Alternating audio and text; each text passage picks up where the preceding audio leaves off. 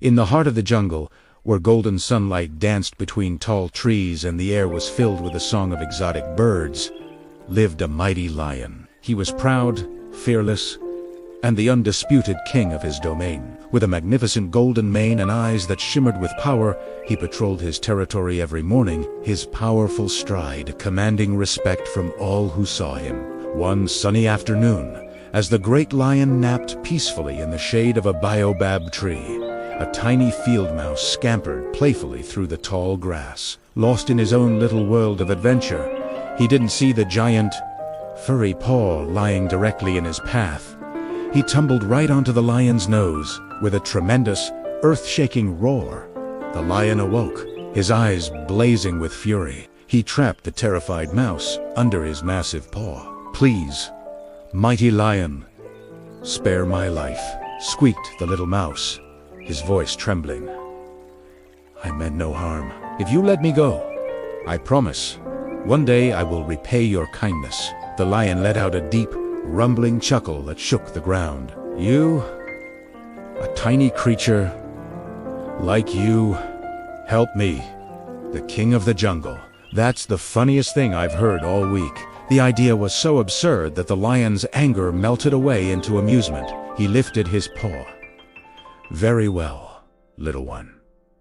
Run along. Your promise has made me laugh."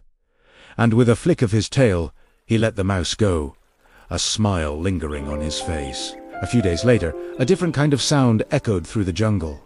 It wasn't a roar of power, but one of pain and fear. A group of hunters had set a trap, and the mighty lion had walked right into it. A thick rope net hoisted him into the air, tangling him completely. He thrashed and struggled, but the more he fought, the tighter the ropes became. He was helpless. His desperate roars filled the forest, a plea for help that sent other animals scattering in fear. But one tiny creature heard the roar, not as a threat, but as a cry for help. The little mouse recognized the voice of the lion who had spared his life.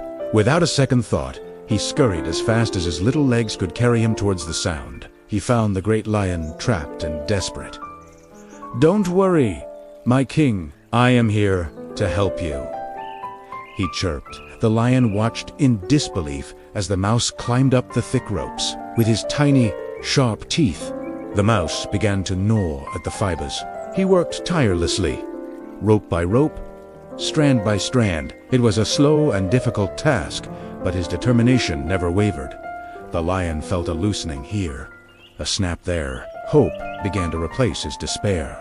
Finally, with one last mighty chew, the main rope snapped, and the net came crashing down, freeing the king. The lion stood up, shaking his mane, and looked down at his small savior with new eyes filled with gratitude and wonder.